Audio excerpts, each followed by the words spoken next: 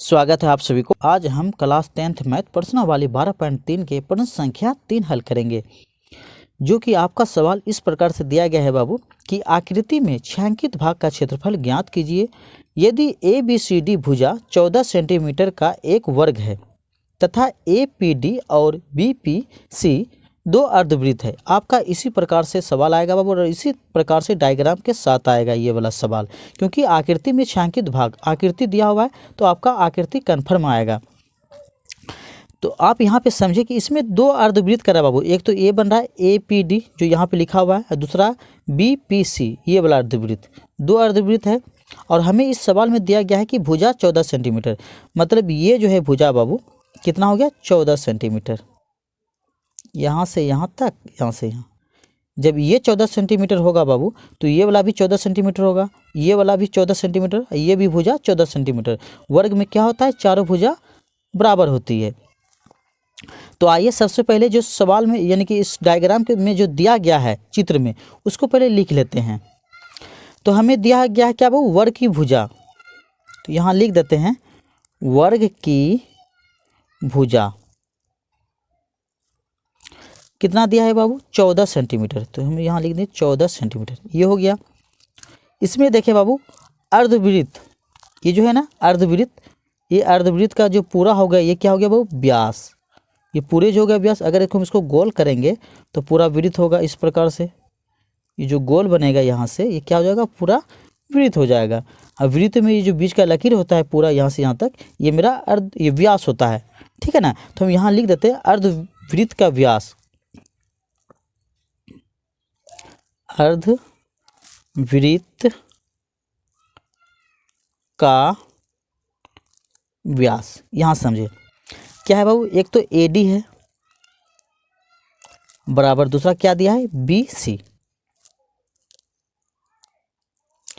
बराबर कितना दिया है व्यास 14 सेंटीमीटर। इसलिए क्योंकि ये 14 सेंटीमीटर भुजा तो ये भी 14 सेंटीमीटर होगा। तो जब ये 14 सेंटीमीटर होगा तो इसका व्यास कितना हो जाएगा वो वृत्त का 14 सेंटीमीटर। अब हम निकाल लेते हैं अर्धवृत्त की त्रिज्या।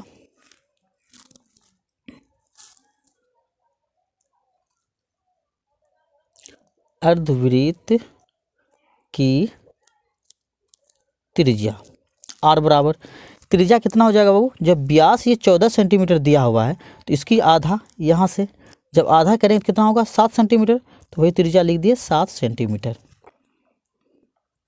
अब हमें वर्ग का क्षेत्रफल निकाल लेते हैं। इसके बाद वर्ग का क्षेत्रफल निकालने के बाद फिर दो अर्धवृत्त का क्षेत्रफल निकालेंगे, फिर छायांकित भाग का जब क्षेत्रफल करेंगे तो वर्ग का क्षेत्रफल में घटा देंगे इसका दो अर्धवृत्त का क्षेत्रफल, आपका छायांकित भाग का क्षेत्रफल निकल के हाजिर हो जाएगा। उसी तरह हमें इसमें काम करना है। तो सबसे पहले हमें क्या करना होगा, वर्ग का क्षेत्रफल निकालना होगा। वर्ग का क्षेत्रफल बराबर क्या होता है सूत्र बाबू, भुजा स्क्वायर, भुजा स्क्वायर। तो हमें तो भुजा दिया गया है बाबू कितना 14 सेंटीमीटर भुजा। तो हमने क्या करेंगे यहाँ 14 का वर्ग करेंगे। जब 14 का वर्ग करेंगे क्या होगा 14 गुना 14, ये वर्ग का मतलब 2 बार। तो 14 गुना 14 करेंगे कितना हो जाएगा 196 सेंटीमीटर।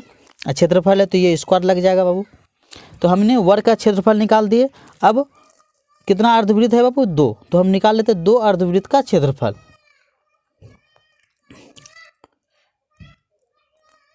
दो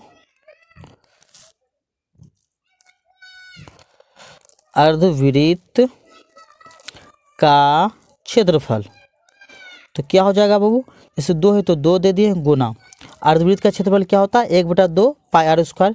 तो वो लिख देते हैं 1/2 गुना पाई, पाई का मान 22/7 बाबू, आर स्क्वायर, आर मतलब त्रिज्या, आर का स्क्वायर मतलब आर 2 बार 7 गुना 7 त्रिज्या दे रखा है बाबू, यहाँ देखें 7।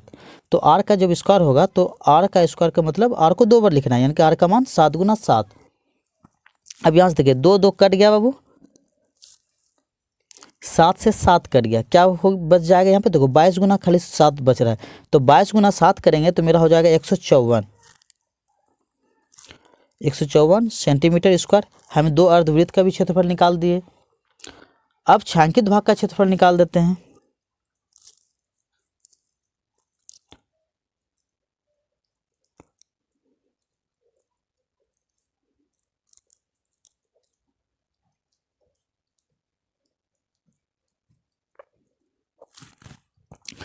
क्षेत्रफल बराबर क्या हो जाएगा, वर्ग, वर्ग क्या था बाबू मेरा, याद रखें ABCD वर्ग था ना, यही लिख देते हैं ABCD का क्षेत्रफल, घटा हो जाएगा बाबू कितना अर्धवृत्त है, 2 अर्धवृत्त, तो यहाँ लिखते हैं 2 अर्धवृत्त का क्षेत्रफल।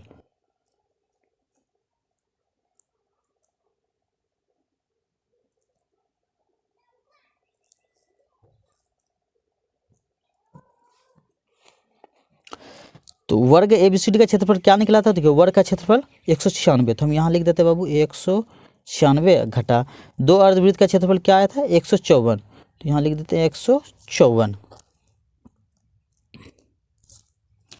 तो 196 में 154 घटाएंगे तो कितना बचेगा, देखें 6 में 4 गया बाबू 2, 9 में 5 जाएगा 4, 1 में जाएगा 0, यानी कि 42 बच जाएगा। तो 42 सेंटीमीटर ये स्क्वायर गया, ये आपका आंसर। इस प्रकार से हमने प्रश्नावली 12.3 का प्रश्न संख्या 3 हल कर दिए। आपका अगर एग्जाम में सवाल आएगा तो इसी तरह डायग्राम के साथ आएगा ये वाला सवाल। अगर ये आप लोग को समझ में आया होगा, ये सवाल मेरे बताने का तरीका या अंदाज आप लोग को पसंद आया हो, तभी आप लोग मेरे चैनल को लाइक, शेयर और सब्सक्राइब करें।